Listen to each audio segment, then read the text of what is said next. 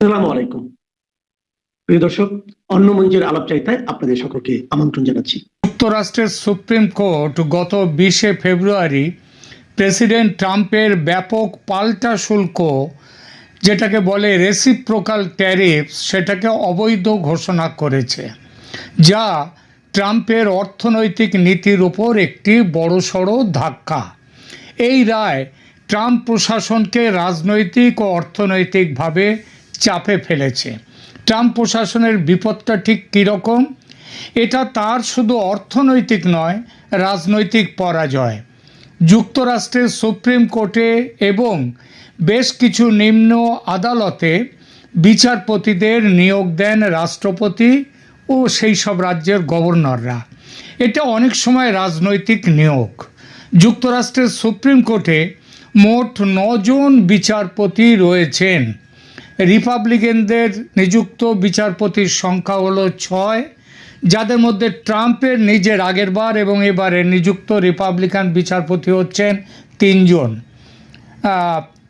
3 জন এবং এর 6 জনের মধ্যে ট্রাম্প 3 জন এবং আর এক রিপাবলিকান রাষ্ট্রপতি জর্জ ডব্লিউ বুশের নিযুক্ত করা, তারা হচ্ছেন 3 জন। তার মানে মোট হলো 6 জন। আর বিরোধী ডেমোক্র্যাটদের নিযুক্ত বিচারপতি হলেন 3 জন। সুতরাং ভোটে হারের কথা ছিল না ট্রাম্পের, তবু তিনি হারলেন। কত ভোটে? 3-6 ভোটে। ট্রাম্প পেয়েছেন 3 ভোট ট্রাম্পের পক্ষে, আর 6 ভোট গেছে ট্রাম্পের বিপক্ষে। অর্থাৎ তার দলের মনোনীত বিচারপতিদের মধ্যে থেকে নিযুক্ত 3 জন বিচারপতি তার বিরুদ্ধে ভোট দিয়েছেন। এটি ট্রাম্পের জন্য অপ্রত্যাশিত পরাজয়, কারণ তার নিযুক্ত বিচারকরাই তার শুল্ক নীতি খারিজ করে দিয়েছেন। আর শুল্ক নীতি এভাবে খারিজ করার ফলে ট্রাম্পের পরাজয় হয়েছে। ট্রাম্পের প্রশাসনের আর্থিক অবস্থা খারাপ হয়েছে, কিন্তু পৃথিবীর বিভিন্ন দেশ, তারা কিন্তু এর ফলে তাদের ভালো হয়েছে। আর এই বিভিন্ন দেশ যারা ভালো হয়েছে তাদের মধ্যে রয়েছে বাংলাদেশ। সব থেকে ভালো যে দেশগুলো রয়েছে তাদের মধ্যে একটা আছে বাংলাদেশ। কেন বাংলাদেশের কিভাবে ভালো হলো সেটা পরে আসছি। দেখুন, সুপ্রিম কোর্টের 6-3 রায়ে বলা হয়েছে ট্রাম্প 1977-এর আইন দিয়ে, মানে যেখানটায় বলা হয়েছে একটা যে তার রাষ্ট্রপতির ক্ষমতা, সেই আইন দিয়ে এত বড় শুল্ক আরোপ করতে পারেন না। সে অধিকার দেশের সংবিধান তাকে দেয়নি। এর জন্যে দেশের যে কংগ্রেস রয়েছে সেই কংগ্রেসের অনুমোদন দরকার। রাজনৈতিকভাবে এটা হলো ট্রাম্পের দ্বিতীয় মেয়াদের বড় পরাজয়। বিশেষ করে তারই নিযুক্ত বিচারকদের সমর্থন না পাওয়াটা তার কাছে সত্যিই খুব বড় ব্যাপার। এবার আসি কী ধরনের অর্থনৈতিক ধাক্কা লাগলো। এটা তো রাজনৈতিক ধাক্কার কথা বললাম। আরও বড় কথা, কংগ্রেসে হচ্ছে বিভিন্ন জায়গা থেকে যারা জিতে আসেন, বিভিন্ন স্টেট থেকে, তারাই কংগ্রেসে বসেন।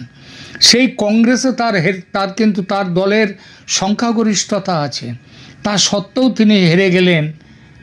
তিনি কেন যাচ্ছেন না সেখানে? তার কারণ সেখানেও তার বিরুদ্ধে একটা বড় ব্যাপক অভিযোগ এসছে এই শুল্কের ব্যাপারে, ট্যারিফের ব্যাপারে। এবার আসি কী ধরনের অর্থনৈতিক ধাক্কা লাগলো ট্রাম্পের উপর। অতিরিক্ত শুল্ক চাপিয়ে গত কয়েক মাসে যে অতিরিক্ত অর্থ ট্রাম্পের প্রশাসন আদায় করেছে, সুপ্রিম কোর্টের নির্দেশে সেটা অবৈধ ঘোষিত হলো। আর এই অবৈধ ঘোষিত হওয়াতে আইন মতে সেটা ফেরত দিতে হবে। ট্রাম্প প্রশাসনকে সেই টাকা ফেরত দিতে হবে। কাদেরকে ফেরত দেবেন? সে যে দেশ থেকে মাল এসছে তাদের না, আমেরিকার ব্যবসায়ীদের ফেরত দিতে হবে, যারা এই অতিরিক্ত শুল্ক দিয়ে অন্য দেশ থেকে মাল আমদানি করেছিল। ব্যবসায়ীরা এই অতিরিক্ত শুল্ক আদায় করেছিল কাদের কাছ থেকে? সাধারণ উপভোক্তাদের কাছ থেকে। তারা উপভোক্তারা অর্থাৎ কনজিউমার বাধ্য হয়েছিল বেশি দামে এসব জিনিস কিনতে। তারা মানে কনজিউমার, আমেরিকার যে সাধারণ মানুষ, তারা এইবার সেই টাকাটা ফেরত পাবে। এটাই হলো এই নিয়ম। এই ফেরতযোগ্য অর্থের পরিমাণ কত জানেন? মোট 130 বিলিয়ন ডলার। বিলিয়ন, 1 বিলিয়ন মানে 100 কোটি। এইবার 130-এর পরে আরও দুটো শূন্য বসান, 130-এর পরে দুটো শূন্য মানে 13,000 কোটি ডলার।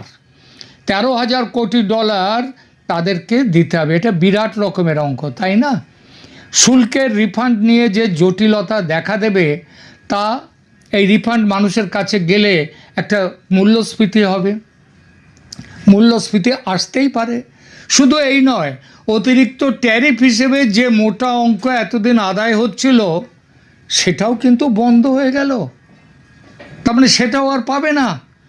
তবে ট্রাম্প ধুরন্ধর, তুখোড় ব্যবসায়ী, সর্বনাশ কিছুটা আটকে দেওয়ার একটা রাস্তা তিনি পেয়ে গেছেন।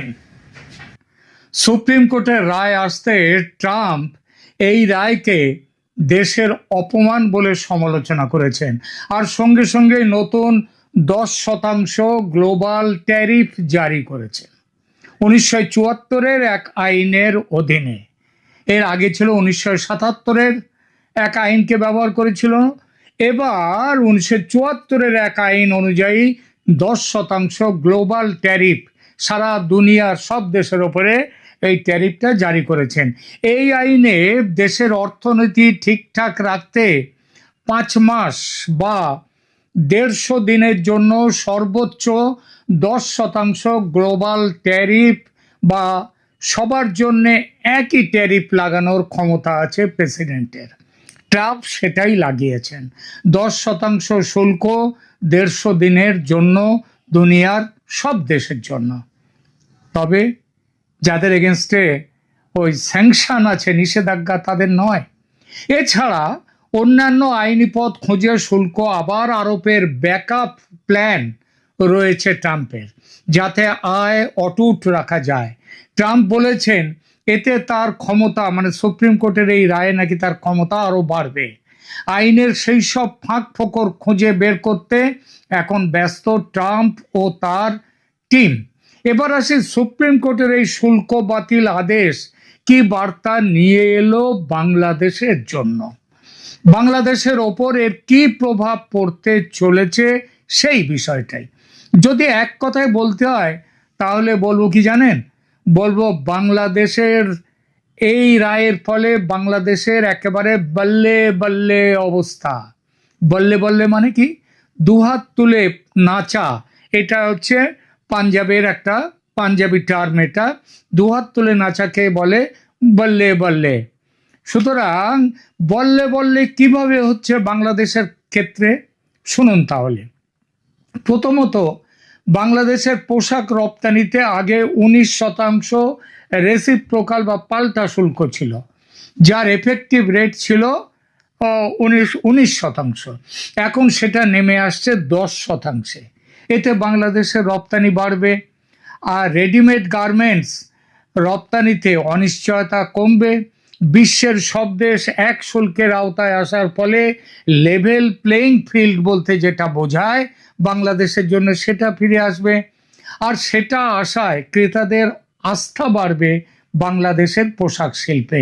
যে বাজারটা হারিয়ে গিয়েছিল সেই বাজারটা ফিরে আসার সম্ভাবনা। কিন্তু এহ বাহ্য, আগে কহ আর। এর বাইরে আরো অনেক কিছু আছে। বাংলাদেশের আসল লাভের কথাটা বলিনি, সেটা এবার বলছি।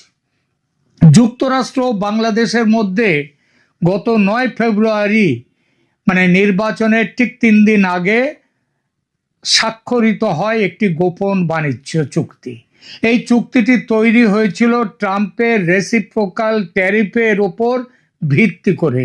19% শুল্ক হ্রাসের 19% শুল্ক নিয়ে যাওয়ার কথা ছিল সেখানটায়। সুপ্রিম কোর্টের রায় এই চুক্তির আইনি ভিত্তি দুর্বল করে দিয়েছে। চুক্তিতে যুক্তরাষ্ট্র বাংলাদেশি পণ্যের ওপর শুল্ক 20%-এর পরিবর্তে 19% করেছিল, এবং নির্দিষ্ট টেক্সটাইলে, যেমন মার্কিন তুলা ব্যবহার করে মার্কিন দেশ থেকে কটন নিয়ে এসে সেই কটনে যদি পোশাক তৈরি হয় তাহলে তার ওপরে বলেছিল 0% শুল্ক। এর বিনিময়ে বাংলাদেশ চুক্তি করেছিল কি এই সুবিধাটা পাওয়ার জন্যে? করেছিল বেশি দামে আমেরিকা থেকে গম কিনবে, ভুট্টা কিনবে, সয়াবিন কিনবে, পোশাক শিল্পের জন্য যে তুলো সেগুলো কিনবে, বিফ কিনবে, তারপরে তো বিভিন্ন ডেয়ারি প্রোডাক্টস কিনবে, সমস্ত রকম কৃষি পণ্য কিনবে, এবং সেগুলো কিন্তু স্বেচ্ছায় নয়, বাধ্যতামূলকভাবে কিনতে হবে। বাড়ির পাশের দেশ ভারত থেকে যদি কম দামে কোনো তুলো পায়, কোনো জিনিস পায়, তাহলে সেগুলোও কেনা যাবে না, সেগুলোও কিনতে পারবে না। এছাড়া মোটর গাড়ির যন্ত্রপাতি, আপনারা জানেন বাংলাদেশের মোটর গাড়ির যন্ত্রপাতি বিশেষভাবে যায় দিল্লি থেকে। মোটর গাড়ির যন্ত্রপাতি, গাড়ি কেনার জন্য বাংলাদেশের বাজার, এই সবগুলো আমেরিকার উপরে নির্ভর করবে, সেইভাবে চুক্তিটা হয়েছিল। তবে সবচেয়ে সাংঘাতিক ছিল, বিনা প্রয়োজনে বাধ্যতামূলকভাবে ডলার খরচ করে 34টা বোয়িং বিমান কিনতে বাধ্য ছিল বাংলাদেশ। দরকার নেই বাংলাদেশের বিমান, বোয়িং বিমান, তবু সেটা কিনতে হবে। আর কি ছিল? চীন থেকে কিংবা অন্য দেশ থেকে যদি সস্তায় অস্ত্রশস্ত্র কেনা যায়, সেটা কিনতে পারবে না, কারণ তার উপরে নিষেধাজ্ঞা ছিল। সুপ্রিম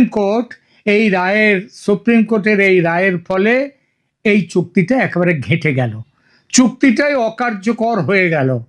কোর্ট বলেছে রেসিপ্রোকাল ট্যারিফ অবৈধ।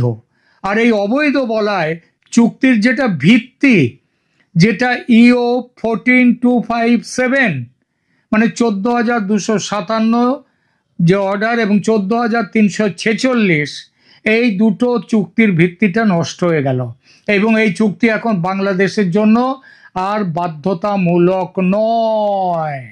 ফলে মহামতি ইউনূস বাংলাদেশকে যেভাবে মার্কিন স্বার্থে বেচে দিয়ে গিয়েছিলেন, ঈশ্বরের অযাচিত কৃপায় সেই বিক্রিনামা বাতিল হয়ে গেল। বাংলাদেশের বাণিজ্য সচিব মাহবুবুর রহমান বলেছেন, গোপন বাণিজ্য চুক্তি আর বাইন্ডিং নয়, এবং বাংলাদেশের শর্ত মানতেও আর বাধ্য নয়। বিশেষজ্ঞরা বলছেন এটি বাংলাদেশের পক্ষে কি হলো জানেন? মেঘ না চাইতেই জল। কারণ চীনা আমদানির ওপর নিষেধাজ্ঞার শর্ত এড়ানো যাবে, ভারতের তুলো, গম, পার্টস, মোটর পার্টস নিজের পছন্দ মতো কিনতে পারবে, 37,000 কোটি টাকা দিয়ে আমেরিকা থেকে 34টা বোয়িং বিমান কেনার দরকার নেই, কিনতে হবে না। এই জন্যই বলেছি, সুপ্রিম কোর্টের রায়ে বাংলাদেশের একেবারে বল্লে বল্লে। কদিন আগে বাংলাদেশকে এই অবস্থায় যিনি নিয়ে গিয়ে ফেলেছেন, সেই মহামতি ইউনূস বিদায় নিয়েছেন। এবার বিদায় নিল ইউনূসের দেশ বিক্রির যে গোপন চুক্তি, সেটা। একটা কথা আছে না, আল্লাহ যখন দেয় ছপ্পর ফাটিয়ে দেয়। বাংলাদেশে এখন বোধহয় আল্লাহ ছপ্পর ফাটিয়ে দেওয়ার সময় সেই আশীর্বাদ দিয়েছেন বাংলাদেশকে। এক তো ইউনূস শাসন বিদায় হলো, এলো তারেক রহমানের শাসন, আর তারপরে যে চুক্তিতে বাংলাদেশ বিক্রি হয়ে গিয়েছিল আমেরিকার কাছে, সেই চুক্তিটা সুপ্রিম কোর্টের রায়ে বাতিল হয়ে গেল। বললে নয়। আপনাদের কি অভিমত সেগুলো জানাবেন কমেন্ট করে, আর এই চ্যানেলকে সাবস্ক্রাইব করবেন। শান্তিতে নোবেলজয়ী ডক্টর মোহাম্মদ ইউনূস, যিনি একসময় বিশ্বমঞ্চে দাঁড়িয়ে বলেছিলেন দারিদ্র্যকে জাদুঘরে পাঠাতে হবে, তিনি যখন বাংলাদেশের অন্তর্বর্তী সরকারের প্রধান উপদেষ্টার দায়িত্ব নিলেন, তখন অনেকেই ভেবেছিলেন ইতিহাস হয়তো নতুন বাঁক নিতে যাচ্ছে। মাইক্রো ক্রেডিটের জনক, সামাজিক ব্যবসার প্রবক্তা, ৩-0 অর্থাৎ শূন্য দারিদ্র্য, শূন্য বেকারত্ব, শূন্য কার্বন নিঃসরণ, এই দর্শনের বিশ্বব্যাপী প্রচারক এই মানুষটি রাষ্ট্র ক্ষমতার কেন্দ্রে। প্রত্যাশা ছিল আকাশ ছোঁয়া, কিন্তু 18 মাস পর প্রশ্ন ততটাই বড়। প্রশ্নটা এখন খুব সোজা, আবার খুব কঠিনও। তিনি কি ব্যর্থ, নাকি পরিস্থিতিই ছিল অজেয়? 24 সালের 8 আগস্ট আওয়ামী লীগ সরকারের পতনের পর এক অস্থির রাজনৈতিক পরিবেশে দায়িত্ব নেন ডক্টর মোহাম্মদ ইউনূস। বৈষম্য বিরোধী ছাত্র আন্দোলন উদ্ভূত গণ অভ্যুত্থানের পর দেশ যখন কাঠামোগত সংস্কারের দাবিতে উত্তাল, রাজনৈতিক সমর্থন, আন্তর্জাতিক গ্রহণযোগ্যতা, নৈতিক উচ্চভূমি সব মিলিয়ে সুযোগ ছিল বিরল। তিনি নিজের পছন্দ মতো উপদেষ্টা পরিষদ গঠন করেন, বিশেষ সহকারী নিয়োগ দেন, সংস্কার কমিশন বসান। প্রশ্ন হলো, এই সুযোগের কতটা কাজে লাগানো গেল? সমালোচকরা বলছেন, প্রত্যাশা আর বাস্তবতার ব্যবধানটা বড় হয়ে উঠেছে। আন্তর্জাতিক সংস্থার হিসাব উদ্ধৃত করে বলা হচ্ছে, তার আমলে প্রায় 30 লাখ নতুন মানুষ দরিদ্র হয়েছেন। ব্যক্তি খাতের বিনিয়োগ জিডিপির 24% থেকে কমে 22.48% নেমেছে। 4 দশকের মধ্যে নজিরবিহীন পতন। সরকারি বিনিয়োগের প্রধান সূচক এডিপি বাস্তবায়ন 10 বছরের মধ্যে সর্বনিম্ন। ব্যাংক খাতে খেলাপি ঋণের হার 35%-এর বেশি, যা আন্তর্জাতিক তুলনায় উদ্বেগজনক। সরকারি ঋণ দাঁড়িয়েছে 23 লাখ কোটির ঘরে। মূল্যস্ফীতি 8.5% আর মজুরি বৃদ্ধি তার নিচে, অর্থাৎ প্রকৃত আয় কমছে। এসব তথ্য একত্র করলে অর্থনীতির ছবিটা অস্বস্তিকর। কিন্তু গল্পের আরেক পিঠও আছে। বিদায়ী ভাষণে ডক্টর ইউনূস বলেন, রিজার্ভ বেড়ে $34 বিলিয়ন দাঁড়িয়েছে, প্রবাসী আয় বেড়েছে, খাদ্য মূল্যস্ফীতি কমেছে, আন্তর্জাতিক আর্থিক প্রতিষ্ঠানগুলোর সঙ্গে সম্পর্ক পুনর্গঠিত হয়েছে। তিনি দাবি করেন, অস্থিরতার ভেতর থেকেও স্থিতিশীলতার পথে দেশকে ফেরানো গেছে। সমর্থকরা যুক্তি দেন, তিনি দায়িত্ব নিয়েছিলেন এক ভাঙা অর্থনীতি নিয়ে। ব্যাংক খাতে দীর্ঘদিনের সঞ্চিত খেলাপি ঋণ, আমদানি নির্ভর প্রবৃদ্ধি, জ্বালানি ঘাটতি, আস্থাহীন বিনিয়োগ পরিবেশ, এসব রাতারাতি বদলানো যায় না। তাহলে দ্বন্দ্বটা কোথায়? অর্থনীতিতে একটি মৌলিক প্রশ্ন আছে, রিজার্ভ কি লক্ষ্য নাকি উপকরণ? সমালোচকেরা বলছেন, আমদানি সংকোচন, শিল্প উৎপাদন চাপে ফেলা, বিদ্যুৎ উৎপাদন কমানো, এসবের মাধ্যমে রিজার্ভ বাড়ানো হলে তা টেকসই হয় না। উৎপাদন সক্ষমতা, কর্মসংস্থান, খাদ্য ও জ্বালানি নিরাপত্তা, এসব সূচক শক্ত না হলে রিজার্ভের সাফল্য কাগুজে হয়ে যায়। অন্যদিকে সমর্থকেরা বলছেন, মুদ্রা স্থিতিশীল করা, বৈদেশিক দায় সামলানো, আস্থার সংকট কমানো, এসবের জন্য রিজার্ভ শক্ত করা জরুরি ছিল। নীতি নির্ধারণী সুদের হার বাড়ানো হয়েছিল মূল্যস্ফীতি ঠেকাতে। ফল, ঋণের সুদ বেড়েছে, বেসরকারি খাতের ঋণ প্রবাহ কমেছে, ব্যবসায়িক কার্যক্রমে চাপ তৈরি হয়েছে। প্রশ্ন হলো, এটি কি অনিবার্য short term pain for long term gain, নাকি নীতির ভারসাম্যহীনতা? আরেকটি বিতর্কের জায়গা, স্বার্থ সংঘাতের অভিযোগ। ডক্টর ইউনূসের প্রতিষ্ঠিত গ্রামীণ ব্যাংকের কর মওকুফ, শেয়ারের সরকারি অংশ 25% থেকে 10% নামানো, গ্রামীণ গ্রুপের কিছু প্রতিষ্ঠানের দ্রুত অনুমোদন, এসব নিয়ে প্রশ্ন উঠেছে। যদিও সমর্থকরা বলছেন এসব সিদ্ধান্ত ছিল কাঠামোগত সংস্কারের অংশ, সমালোচকরা বলছেন স্বচ্ছতার ঘাটতি রয়ে গেছে। রাজনৈতিক ও প্রশাসনিক সংস্কার নিয়েও হতাশা আছে। 11টি সংস্কার কমিশনের সুপারিশ, হাজার হাজার পৃষ্ঠা, কিন্তু কার্যকর বাস্তবতা বা বাস্তবায়ন কতটা? দুর্নীতির অভিযোগে কিছু কর্মকর্তা সাসপেন্ড হয়েছেন, তদন্ত চলছে, তবু জনমনের সন্দেহ কাটেনি। গণমাধ্যমের সঙ্গে সরাসরি সংবাদ সম্মেলন না করা, আইনশৃঙ্খলা পরিস্থিতির অবনতি, মব ভায়োলেন্স, এসব ঘটনাও তার সরকারের ভাবমূর্তিকে চাপে ফেলেছে। এখানে একটি বড় বাস্তবতা স্বীকার করা জরুরি। অন্তর্বর্তী সরকার মানেই সীমিত ম্যান্ডেট, সীমিত সময়, সীমিত রাজনৈতিক পুঁজি। কাঠামোগত সংস্কার সময় সাপেক্ষ, ফল দৃশ্যমান হতে আরও সময় লাগে, কিন্তু জনতার প্রত্যাশা ছিল তাৎক্ষণিক পরিবর্তনের। ডক্টর ইউনূস বিশ্বখ্যাত অর্থনীতিবিদ, তাই তার ক্ষেত্রে মানদণ্ডও ছিল কঠোরতর। তাহলে কি বলা যায় তিনি চেষ্টা করেছেন কিন্তু পারেননি, নাকি বলা উচিত তিনি যে লক্ষ্য নিয়েছিলেন তা অর্জনের জন্য প্রয়োজনীয় রাজনৈতিক ও প্রশাসনিক বল প্রয়োগ করেননি? হয়তো দুটোই আংশিক সত্য। তিনি আন্তর্জাতিক আস্থা ফিরিয়েছেন, রিজার্ভ বাড়িয়েছেন, কিছু আর্থিক শৃঙ্খলা আনার উদ্যোগ নিয়েছেন। একই সঙ্গে বিনিয়োগ, কর্মসংস্থান, আয় বৃদ্ধি, এসব ক্ষেত্রে প্রত্যাশিত অগ্রগতি হয়নি, বরং কিছু সূচক খারাপ হয়েছে। সবচেয়ে বড় প্রশ্ন, ৩-০ দর্শনের প্রবক্তা যখন নিজ দেশে দায়িত্বে ছিলেন, তখন কেন দারিদ্র্য ও বেকারত্ব কমল না? এর উত্তর খুঁজতে গেলে দেখতে হবে মাইক্রো লেভেলের সামাজিক ব্যবসার সাফল্যকে ম্যাক্রো অর্থনীতির জটিলতায় রূপান্তর করা কতটা কঠিন। একটি গ্রামীণ ব্যাংক মডেল দিয়ে লাখো মানুষের জীবন বদলানো যায়, কিন্তু একটি রাষ্ট্রযন্ত্র যেখানে রাজনৈতিক স্বার্থ, আমলাতান্ত্রিক জট, বৈশ্বিক অর্থনৈতিক চাপ সব একসঙ্গে কাজ করে, সেখানে একই দর্শন প্রয়োগ করা অতটা সহজ নয়। ইতিহাস হয়তো এই সময়কে দেখবে এক মিসড অপরচুনিটি হিসেবে, আবার কেউ দেখবে এক ট্রানজিশনাল স্টেবিলাইজেশন পর্ব হিসেবে। চূড়ান্ত রায় দেবে সময়। তবে একটি বিষয় স্পষ্ট, ডক্টর ইউনূসের ব্যক্তিগত নৈতিক আভা ও আন্তর্জাতিক খ্যাতি প্রত্যাশার মাত্রা এত উঁচুতে তুলেছিল যে বাস্তব ফলাফল সেই উচ্চতা ছুঁতে পারেনি। শেষ প্রশ্নটি তাই থেকেই যায়, তিনি যখন আবার বিশ্বমঞ্চে দাঁড়িয়ে দারিদ্র্যকে জাদুঘরে পাঠানোর আহ্বান জানাবেন, তখন সমালোচকেরা কি বলবেন?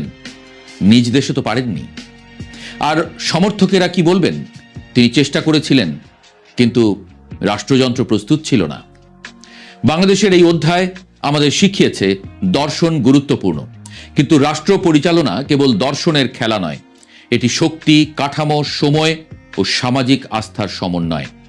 ডক্টর মোহাম্মদ ইউনূসের অধ্যায় তাই সাদা কালো নয়, এটি ধূসর, আশা ও সীমাবদ্ধতার মাঝামাঝি এক উত্তেজনাপূর্ণ, বিতর্কিত এবং শিক্ষণীয় সময়।